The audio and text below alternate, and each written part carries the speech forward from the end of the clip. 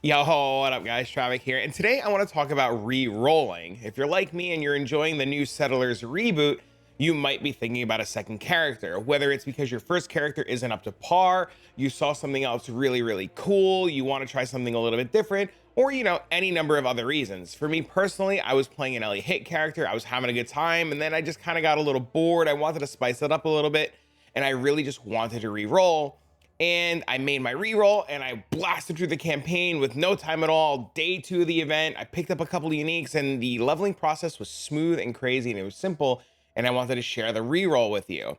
Now, if you've seen a previous video about me, guys, about Power Siphon Mines and it being one of the craziest, fastest levelings, well, I did it again. I did it on a trickster and I want to show it to you and how it was done and what's going on. And who knows, maybe this might help you guys find a way or something comfortable to reroll. Now, my character here, you saw nothing, is literally because I was playing my Deadeye and I just sat there and I was just like, I don't want to do this anymore, man. I want to play something else. This character's cool, but it's not for me. So I decided to YOLO reroll.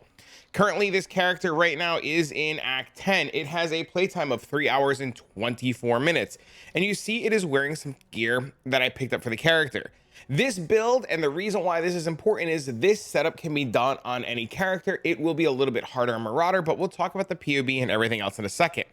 The gear to reroll to make your experience and life super duper simple is very simple. You need a Prism Wand, which is about 1 to 2 chaos. The rolls on it do not matter. You get a gold rim for some resistances. You can even get a worse rolled one. These are 3 to 5C. You can grab this Lycosaide shield. This thing's a little bit more expensive. I actually picked this up yesterday at day 2 of the league for 30C. This one's a little bit more expensive. If you don't pick up this shield, you can use any shield at all. It doesn't really matter. This just helps where you don't need to have precision aura. I have an amulet that I found on the floor for strength, a ring that I found on the floor that just had stats on it, and then another ring that I found on the floor while speed leveling. My body armor is 1,000 ribbons. This thing about 5 chaos. And the Dodri's Tenor gloves, which were, I guess, now 12 chaos. So overall, at the time of recording, this little setup is about 70C, less than 1 divine. But if you do it without the shield, it's like 30C to just get all the gear and reroll. Even the belt is like 4C. Essentially what it is the character plays on the right side of the tree. We use Power Siphon Mines, and it doesn't matter which character you play or which starting point that you play, you just speed on over to this side of the tree. If you're Ranger, you're already here. If you're Slayer, you're pretty much already there.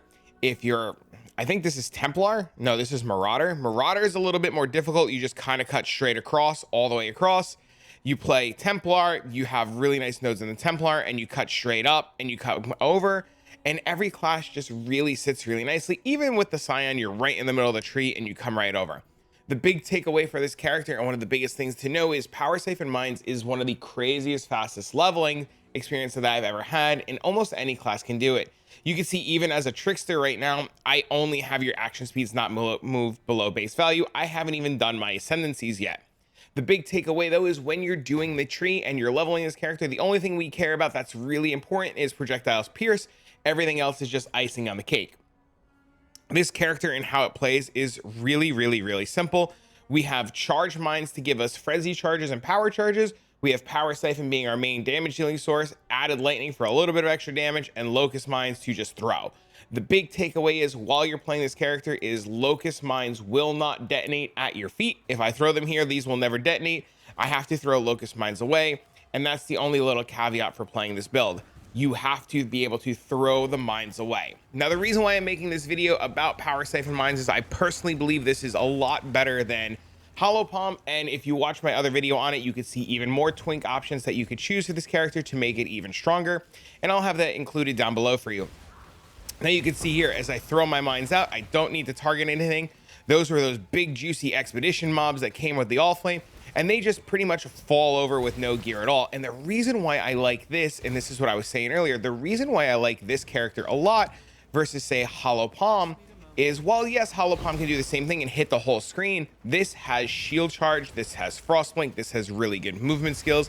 I have a shield, I get to play with gloves, I get a little bit of access to other different things, and it's so early in the league that if I was thinking about re-rolling right now, I don't need to worry, and I don't need to really rush with getting you know, the one with nothing. I don't have to get an Astramentis. I don't have to get a Six Sling.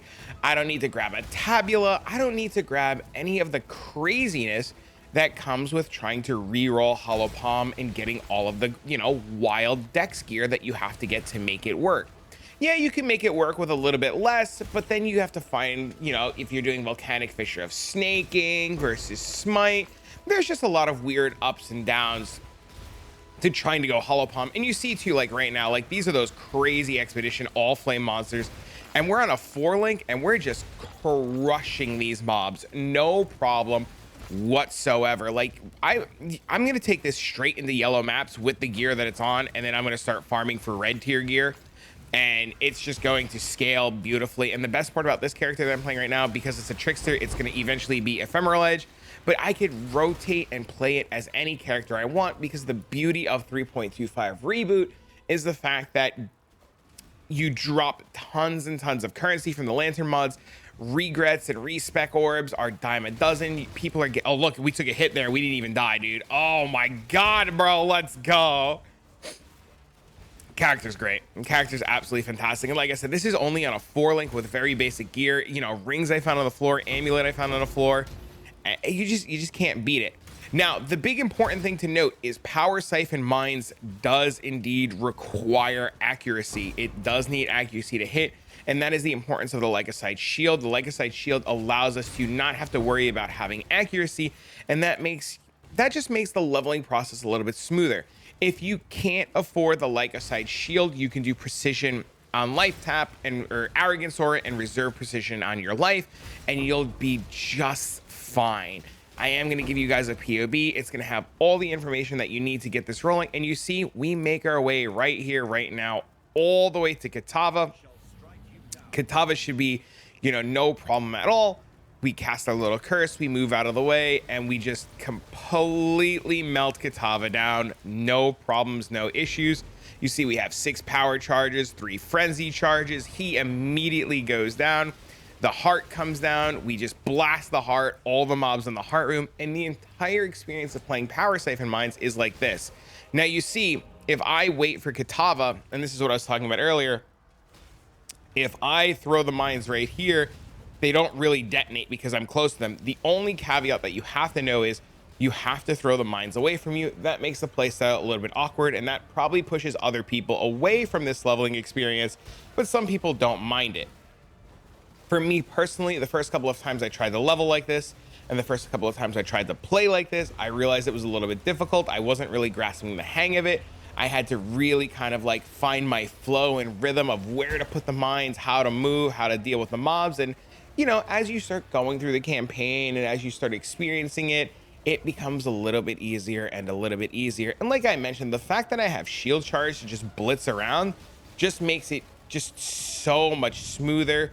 You don't have to worry about dealing with one blink or awkwardness of flame dash, and it's just really, really, really solid choices. And then just like that, Kitava's dead.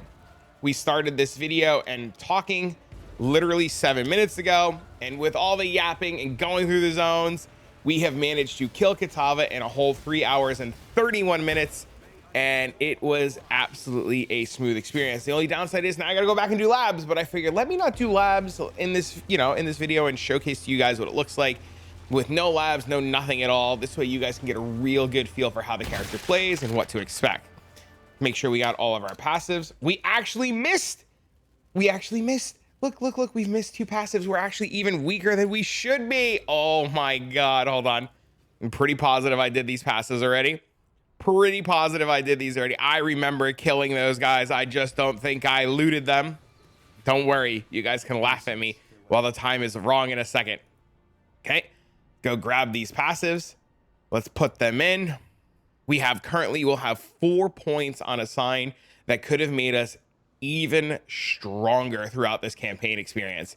Hey, come over here. No, is it this guy? I never remember who to talk to about these.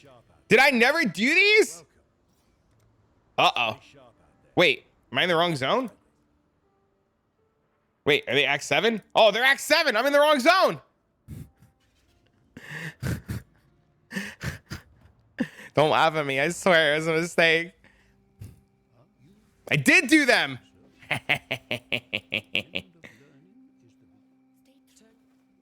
I guess I was just going so fast yesterday. I just didn't realize. All right, let's put these in. Double check, make sure we got everything. We're missing Keisha Star. Oh, I didn't grab the star. Well, I guess you can see right there. We're just full of mistakes, man. Full of absolute mistakes. Now, a couple of things to note while we go get the star. We'll talk about a couple of things. One, if you can get over the throwing the mines at your feet, you'll have absolutely no problem at all playing this character. Two, there are really, really good double corrupts as the league goes on to make this experience even easier. You see, you don't need the Mage Blood. You don't need everything extra. You can just go, man. You just go and you don't think. The beautiful part of this is you can swap to this character relatively early in your leveling experience. You start the character really simple. You run up and down the beach, you kill a couple of mobs, you have a good time. At level 12, you go poison concoction. And then as soon as you can get automation with detonate mines, you make the swap easy peasy, nothing to worry about. All right, now we have the star. Now we're done. Now we're going to pull up the POB. I know, I stalled. My bad. I should have had it done. I'm sorry. Did it even add much time? 3 hours, 34 minutes, all passives done. All right, cool. Let's look at the POB. Couple of things to note. One, when you're leveling this character, the hardest part about leveling this character is going to be the level 1 setup. Level 1 leveling with Cobra Lash, especially in 3.25, with the little weird monsters running around in all the zones, might be a little bit of a hassle. That was my biggest hurdle to get over. Act 1 took me like 23 minutes to get through. I know that's probably fast for a lot of people. I'm sorry, it felt really slow. But Cobra Lash is really strong. You just click on a monster, it targets it, it shoots out, it hits the monster, it bounces all around, it kills everything. Very easy, very smooth. Cobra Lash with Withering Step. Don't forget Withering Step. Just Withering Step gives you double damage. Sniper's Mark 2, same thing, just more damage. Cobra Lash, Sniper's Mark, Withering Step makes things smooth. Now this POB setup is going to be set up as though you need precision. And this POB setup too, like I had mentioned, is going to assume that we have no gear at all and that you have nothing. So when you're looking at the skills and you see precision, that's why that's there. Outside of leveling with Cobra Lash, Shield Charge, Sniper's Mark, and Withering Step, you're going to proceed until you get to level 12. Once you get to level 12, you're going to swap from Cobra Lash to Poisonous Concoction. You'll do Poison Concoction, Volley, Chance to Poison. And then if you have a 4-link and you are playing with a 4-link, you will just add lesser multiple projectiles. Your other auras are going to include Herald of Agony, Skitter Bots. You're going to do Sniper's Mark, Tempest Shield if you have the mana for it, Precision. The mana for it I mentioned is if you decide to take mana nodes early, like reservation nodes. Your Blood Rage and Withering Step for double your damage so you can go through everything faster, Blood Rage so that you can get Frenzy Charges, Shield Charge, Flame Dash, faster attacks, Movement Speed. Movement Speed is king, especially when going through the campaign extremely quick. Now there's a section in here called Farm Docks. What that means is you will roughly transition to Power Siphon Mines roughly between level 24 and 31. And what this means is you can swap relatively early to Power Siphon Mines if you want to use Detonate Dead or Automation, sorry. If you want to use Automation at level 1 is level 24, you can make the swap early. I do and don't, it depends, right? I do and don't recommend making the swap early. The idea is you want Detonate Mines to automatically detonate. You don't want to deal with it. And you want to swap to Power Siphon Mines as soon as possible because you want to make sure that you have that powerhouse of a spell like you just saw being able to blitz through the campaign. The reason why we swap roughly 31 versus 24 is that we want to make sure we have charge mines as well. So there's a couple things. One, if you swap at 24, you want to make sure that you have automation. Two, you could swap at 31 so you have charge mines. And three, the biggest thing that you want to do before you make the swap is you want to make sure that you have all the pierce nodes so that your projectiles can pierce. But we'll talk about that in a second when we get to the tree. After we swap on the dock section to Power Siphon Locust Mines setup, everything is completely smooth sailing. And then once you get to Act 6 and you unlock Lily, you get a couple more sockets. You could do the Arcanist Brand Flame Wall Tornado setup. I didn't do this. I didn't need it. You can do this. This is more damage. You really don't need it for the campaign. It's really nice later on, but you absolutely don't need this. I used Precision, or I didn't use Precision. I was going to use Precision with Arrogance, like I had mentioned, but my auras were Automation, Summon Skitterbots, and Wrath. I also had Clarity at one point, but realized very quickly I didn't really need it. Now, this setup is going to have you, like I said, put Precision on Arrogance so that you have the Precision. There's two reasons why you want Precision. One, you want Precision so that you can hit, and two, you want to get that little bit of extra critical strike chance in case you're not capped out. You should be capped out, no problem at all. Outside of that, this is just extra. The Hydrosphere life tap is extra. You don't really need it. Same thing with the Flame Wall setup. It'll just give you more damage that you really don't need. Now, in terms of the tree is completely set up for you. Act 1, you'll level like this because you're setting up for Poison Concoction. Act 2, we're going to come down here to the Life Mastery nodes and the Life Wheel over here. And then Act 3, when we're doing the Farming Dock setup, you see we do a really, really big reset and respec. Don't panic. The reason why this is here is because Faustus allows us to reset our skills very cheaply at this stage of the game with gold, as long as our character is low enough level. And because this is a reroll, we in theory should have 10 or 20,000 gold, and it should be really, really, really simple to respec.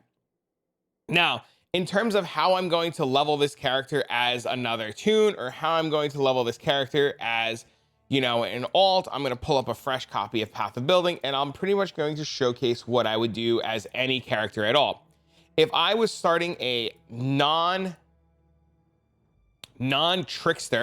and I was starting, we'll just say a ranger, the first thing that I would do is I would easily blitz over here to these nodes, and then I would come up all the way to the nodes here. If I was playing, say, a marauder, I would do the same thing.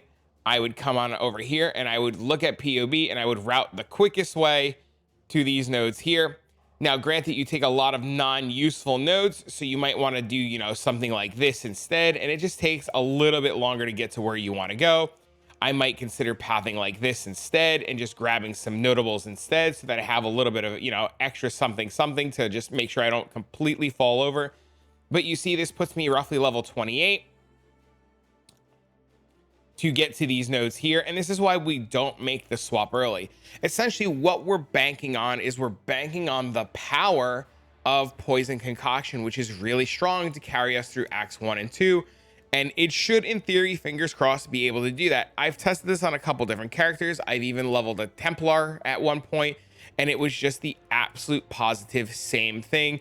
You just grab the Templar, and then you, well, for the Templar, I came up here first. But for the Templar, you just pretty much do the same thing.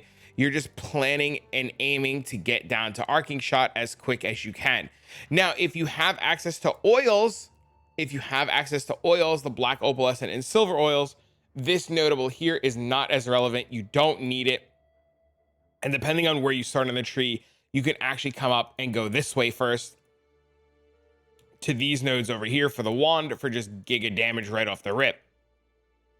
It's only if you have access to these oils, but this is a more later on thing down the road. Since we're re-rolling day 2, we probably don't have access to Opalescent and Silver oil. They're probably way out of budget and we don't want to be spending a ton of currency. The idea is we want to re-roll and re-roll as smooth as possible. To be honest with you, if you're thinking about re-rolling, you should probably just play Power Siphon Mines Trickster into Ephemeral Edge before it gets nerfed out of existence and Trickster gets blown off the face of the planet, because we all know what's going to happen at 3.26, right? Right? You feel it, I feel it, everybody feels it. But Trickster, please, Dad, don't go anywhere. I love you, man. But yeah, as far as things go, Power Siphon Mines has been an absolute powerhouse. I know the tree looks a little bit weird, the leveling looks a little bit weird, but in terms of respecking and removing all the points and stuff, with the lantern mods being the lantern mods, I think it should be relatively simple to respec. It shouldn't be fingers crossed too hard. Worst case scenario, you're just playing Templar Power Siphon Mines until you get a little bit of currency to reroll. I know that's not everybody's cup of tea, but it is something that's working really well and something that I really, really, really wanted to share. Now, if you do decide to play this as a trickster and you do decide to do this as a trickster, there is a tree here for you guys to bring you all the way to 90 to just kind of get you rolling and get your feet wet with the character. And then from there, you'll probably have to do some research on how to do the gearing and so forth and so on.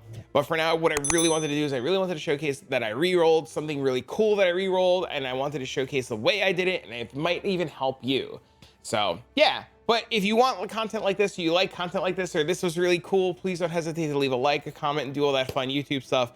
You know, your interaction with the video allows me to kind of have an idea of where to go with these videos and what to do and what you guys like and what you don't like. But for now, I'm gonna get this video out to you guys. I'm gonna go start leveling my character because I missed a divine altar while I slept and I don't want to miss another one. And I'll see you guys all in the next one. Bye, friends.